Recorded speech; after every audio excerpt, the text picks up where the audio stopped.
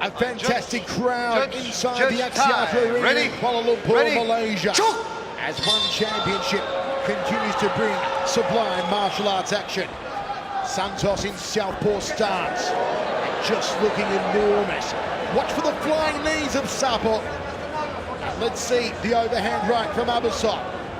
These first 3 minutes is where Sapo is most dangerous. He's so explosive, so fast. He has such beautiful timing. His shots come out of anywhere. Look at him attacking those legs. Abasov's got to be calm. He's got to weather the storm here. If Santos gets airborne, we could see a contender for go-down knock into the night. Also, maybe if Abasov can get that overhand right. There it is! Jumping front kick from Luis Santos. How the big man can fly. He's controlling center cage at the moment. Abasov trying to find a way in, perhaps. Circling. Striking a high left roundhouse kick from the southpaw stance of Luis Santos. Each one of these shots that he lands, even if they're being blocked, they're building confidence in Sapo. And even when you throw in that high kick, that's going to damage Abasov's right hand. He's not going to be able to throw it as well. Those big, huge legs coming at those legs are only going to soften up that arm. Luis Santos is one scary figure. Staring into the eyes of Abasov, and Abasov continually moving, won't become a stagnant target. Going left into the lead hand, away from the power side of Luis Santos. And again, Santos cracks away, trying to break down the forearm, so that Abasov drops that arm, and then Santos can power over the top with the knee or with the right hand. You can already see the welts building up on that arm. You can't keep slamming that giant leg into that arm and not have it start affected. You're right, that arm is going to come down, which is going to lead to the head kick. It's a classic Muay Thai technique from Luis Santos. Hit the forearm, the arm will drop, the head and neck will be exposed. And look how much of the cage Abasov is covering here, Mitch. Constantly circling into the right side of Luis Santos. He's got to keep moving. He's got to get on his bicycle, continually move to the left. Because as Santos is throwing that kick, his momentum of moving away is going to take a little bit of sting off of that big, huge roundhouse kick Sapo was throwing. As much as Abasov is moving, though, he's not really throwing any offense of his own. He needs to start putting down some punches, putting down some kicks, trying to slow down Santos. He did say the game plan was to draw Santos deep water, try and tire him out. As Mitch said, Santos is most explosive typically these days in the first 3 or 4 minutes. But when he starts to fade, when he starts to get tired, that's when his opponents really start to put the pressure on him. We may have given advantages to striking and grappling to Sapo, but conditioning wasn't on there. Let's go. Spinning back elbow there from Santos, who is claiming he got an accidental poke in the eye, I believe, here. All right, ready? He's okay to go on. Fight! Abasov certainly aware of the power coming from the left side of Luis Santos. This constant circling to this left side of Sapo. Eventually Sapo is going to time this. He's going to realize, he's going to find a read. You're right, Mitch, it makes him predictable. He's not changing his tempo. He's not shifting stances. Eventually Sapo, with 74 matches to his credit, and who knows how many times he's been in a ring in boxing or Muay Thai, so he's going to figure out where exactly Abasov's head is and try to take it off. Oh, through the left hand, that being the power hand of the southpaw, hits Santos. Abasov really hasn't settled yet in this round because of the aggression, the power salvos of Santos. Tries to chick out the support leg, does so. Now a chance for Abasov to get on top and land the ground and pound. He's known for the ground and pound. He's known for the ground control. 30 seconds left in the Santos making it awkward though with those legs coming up in the jaw. But every movement that he's forcing Sapo to expend is going to cost him energy. Every time he has to get up off the canvas, it's going to cost energy. Was that wise, Mitch, for Abasov to allow Santos up? I think it was. He's a Brazilian Jiu-Jitsu black with a lot of submissions off his back. Charging forward with the right hand, Abasov eats a left from Santos. Santos on the back foot now. Can Abasov capitalize? And we go to the towers. You can just see how much heat that Sapo throws every single shot with. Look at this, every shot is trying to end the night of Abasov. So that's gonna take a lot of energy, and now we get to see what Abasov's game plan. Is it really going to start to come to fruition? Is he going to start to take the energy out of Sapo and start to take a lead in these later rounds?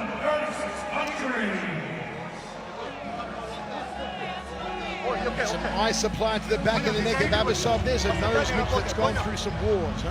Yeah, it's definitely, you know, not the prettiest of facial things, but he's a stud. Give us an insight here. Are you seeing any signs of fatigue from Luis Santos? You know, you got to pay attention to the body language. You know, he's taking big, deep breaths. His hands are on his elbows, but he is a veteran. He knows what to do. He knows how to conserve energy. He's been in there so many times. Second round set for 3 inside the amazing Axiata Arena in stunning Kuala Lumpur, Malaysia. If you've never visited this city before, I highly suggest it. It is incredible. What an incredible night of martial arts action we're seeing inside the largest martial arts organization in the world. One championship. Right back to his movement, starts circling left, but now he's starting to stand a little bit more stationary. You know, now he's shifting back and forth, pausing, taking breaks in between. Jumping front kick there from Abasov. He'll feel well, he'll feel the confidence oozing a little more that he's gotten Santos into the second round. He's drawing him to that deep water. High left roundhouse kick there from Santos. You figure, Mitch, that Santos in that long, storied career has seen everything. Is there anything Abasov could do that would surprise the Brazilian? I really doubt it. You know, I'm sure he's been in there. He's fought some of the very best martial artists in the world. He's seen it all. He's been there. He's done that. He said he went through a 5-month training camp specifically focused on his conditioning so that he was stronger. He was coming in here lighter so the weight loss wouldn't be a problem. He would be more explosive in the later rounds. That was just nasty. That was a nasty kick, trying to hammer the side kick to the lead thigh of Abasov. Abasov goes straight down the tube, but Santos saw it coming from a mile away. And once again, Sapo controlling center cage, trying to force Abasov on the outside, on the perimeter, making him move to the left all the time. He's throwing that lead leg kick right to that front leg of Sapo. It's starting to wear, it's starting to land a little bit more. I like to see him attack the inside as well. Sapo is forcing Abasov to move. Oh, the headache maker! Tried to loop a shin around the back of the neck, and sweat flew off the face, off the chest, off the neck of Abasov. That was the question mark kick that you were talking about earlier. He went after the leg. Abasov reached for the leg. This is classic. Boom, he goes up top with the question mark kick. The Brazilians mastered the question mark kick. You may have seen it in K1 days, the likes of Francisco Filho, Glaube Feitosa. It's also called a Brazilian kick because of those two men. But it looks like it's going a roundhouse kick to the waist, then all of a sudden it forms a question mark in design and whips up to the neck and head. And of course, you may very well see that in the One Super Series, which makes its debut in Manila on April 20, when the greatest kickboxer of our generation, Giorgio Petrosian, takes on Smoke and Joe Nuttaway. Yes, the One Super Series is almost upon us. We're going to see the greatest kickboxers, Muay Thai stylists, and other strikers in the world in the One Super Series. But we're seeing some pretty high-level striking from Sapo. These are really nicely landed shots that he's doing. His setups are just beautiful. You see that from Abasov? That was a turning back kick to the thigh. That's the old Mike Bernardo special. He's attempted to throw it a couple times, but that time he landed very cleanly. Let me correct, an Andy Hook special. Andy Hook knocked out Mike Bernardo with that technique to win the K1 Grand Prix. Going way back. Abasov chasing Santos. Who's getting the more tired of the two? Santos is conserving his movement toward Abasov, who's been forced to move the entire contest. But then Sapo timed it beautifully. It kind of switched. Abasov was the one pursuing Santos. Santos read that, ducked under, got the double leg, now is in the full guard of Abasov. Okay, Mitch, play coach for a moment. If you're coaching Abasov, what are you telling him to do here? Definitely he's holding on to Sapo and trying to drain a little bit of energy, but I'd like to see him work his way back to the cage because he was starting to have a little bit of success. Use the cage, get back up, maybe start framing off the hips, open his guard, put his feet on the hips, and start pushing him away. Now he's just holding on to him. He's not really doing anything. And what do you tell Sapo to do, if you dare tell Sapo to do anything? Sapo, now he's starting to, he pops one arm out and he starts throwing a little bit of punches to the head. Maybe work, because he's got such a, I mean, he looks a lot bigger than Abasov. Push him up against the cage, start dropping a little bit of ground and pound, start to drain the energy out of Abasov. We're most likely gonna see a third round and start to really do some damage because there hasn't been a lot of damage to Abasov or Sapo. Under 30 seconds remaining in this second round. Abasov is going to get his wish. He is going to take Santos into the deepest of deep water, into the third round. And we'll take a good look at Santos when he goes to his corner at the signs of fatigue. And we'll take a look at Abasov and see how tired the Kyrgyzstani may be. I like the way. That was beautiful pass right there from Sapo. He stepped over the leg, used his upper thigh to flatten out the thigh of Abasov and step around. Beautiful. There's that question mark kick. You can almost see the diagram being drawn. Technically beautiful stuff from Sapo. Look at that. Fakes with one hand, slides under the guard, and sticks a beautiful right jab. We're seeing some high-level striking from Sapo. Mitch, what are you seeing here fatigue-wise? Of course they're tired. This is the third round now. We've seen 10 action-packed minutes. They're definitely both tired. But if you read the body language a little bit, we're seeing that Sapo seems to be the more fatigued of the two. His body language is telling us that. 14 years the elder Mitch, 14 years.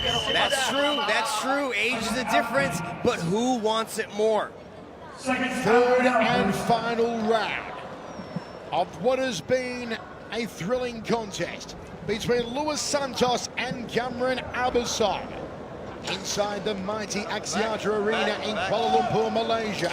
It's one championship, visions and victory. Wherever you're watching in 136 countries, potentially over 1.7 billion viewers worldwide, we hope you're enjoying the largest martial arts organization on the planet, one championship. That 5-month camp did some good for Santos. He looks still fresh, he's still moving around, but you can see how the tides kind of shifted. Now Abasov's the one pursuing Sapo. Mitch, how amazing is it that even with a couple of teenagers on tonight's card, it was the 38-year-old who put in the longest card of any of our athletes, 5 months. Sometimes you need that. You need to go back and see what happened in your past matches and really reflect on if you still want to do this. And Sapo came back with even more vigor, more energy, and we're seeing that here tonight against a very tough competitor riding a 10-match win streak. Sapo taking these corking knees from Abasov, and every time Abasov lands, his corner is clapping. They're telling him to throw more knees. Now they're telling him try and get Sapo on his back if he can execute a takedown. Knees again to the outside right thigh. Those knees will slow down the movement of Luis Santos, and even more than that, they'll tell the judges that Abasov is staying busy in the clinch. Nice up-down judo throw there, but Abasov kind of defended, but it still worked. It still got Santos to the ground. Abasov said he wanted to take the energy, take the soul away from Sapo in those types of grueling exchanges, but Sapo still had the energy left. Boom, go for that judo throw. And Sapo set up a submission from here. He has stopped his opponent in 48 of his 63 wins, a 76% finishing rate for the Brazilian veteran. Let's see if Sapo tries to pass guard the same way. Steps over one, half guard now. Now he's going to try to elevate that leg on the left side of Abasov. See if he does that same guard pass where he kind of steps over the legs, flattens one out, slides into half guard, or side control rather. And Sapo get that right arm free and maybe land some ground and pound. Lots of instructions in Russian coming from the corner of Abasov. Something Santos is trying to pull him away from the cage. You can see Abasov trying to get back up. Santos wasn't able to hold him down. Abasov pops back up and reverses the position. Back to their feet, chance for the knees. Belly button through the back there from Abasov. Santos turns him around. They tango towards center cage. Abasov tried for a takedown. Gut punching knee, a riveting takedown there from Supple Santos. Beautiful trip takedown. There's more of that judo coming out. Usually we see Sapo, he waits for opponents to come at him, initiate a little bit of a mistake, and just sweeps them. Beautifully done. Mitch, is that just sheer experience coming through there on Supple Santos, a man who knows every trick of the book? That is a judo black belt right there. In deep water right now. Look at this. 1:45 left in the third, and he's still able to pull off those beautifully timed sweeps, trips, and throws. Steps over into half. Now he's going to try to pass. I see Supple Santos, the 38-year-old, having a little more energy here, Mitch. He looks good, man. The conditioning he has been doing for these months and months are paying dividends tonight. 1 minute 20 remaining. Third and final round. Little shoulder thrust there from Supple Santos. What does Abasov do from here, Dragon? Abasov's got to close his guard. He's got to try to swim under that right side of Sapo and try to get onto his side there. He's trying to do it right there. Sapo realizes that flattens him out. He wasn't even closing his half guard. Now Sapo's posture up in full guard. Drop a little bit of ground and pound. Is Abasov going to be allowed to get back to his feet and maybe try to find that overhand right? Sapo keeping him on his back. Keeps him on his back again. Ground and pound from the Brazilian. Roll through there. Back to the feet for Abasov. Can he break free? Can he work the overhand right? It's been his bread and butter punch. Corking knees from Abasov. Abasov's doing a good job here now of neutralizing Sapo. Look for Sapo. Oh, the push away. 25 seconds. Has he got the overhand right? He throws a high rope roundhouse. The Kyrgyzstani trying to walk down Supple Santos. Has he got one big salvo left? Santos looking for another takedown. Nice little chain there. He went for the double leg, tried to spin him around, but great defense from the Sambo stylist, Abasov. Now trying to go for a single leg of his own. Very entertaining match, Michael. Very entertaining. Had its moments where it was back and forth. But I don't think that Supple Santos tired as much as what Abasov was hoping for. You know, I thought he'd get tired too. He's fatigued in the past. When he went against Sebastian Kadastam, he did not look the same. This is a brand new Sapo at 38 years old. He's reinvented himself. Look at that beautifully timed judo trip. He waited for the knee, caught him off balance, put him on the back. I think Sapo did enough to win a unanimous decision, Michael. I have to agree, Mitch. I think Supple will take this one. Abasov couldn't get that right hand going in the stand-up. And Luis Santos, who says he wants to make a run for the belt in 2018, may have just sent a major message to the One Championship brass. Ladies and gentlemen, after 3 rounds of intense battle, we turn now to the judges' scorecards. All 3 judges have scored this bout in favor of your winner by unanimous decision. From the red corner, Luis Santos. Luis Santos.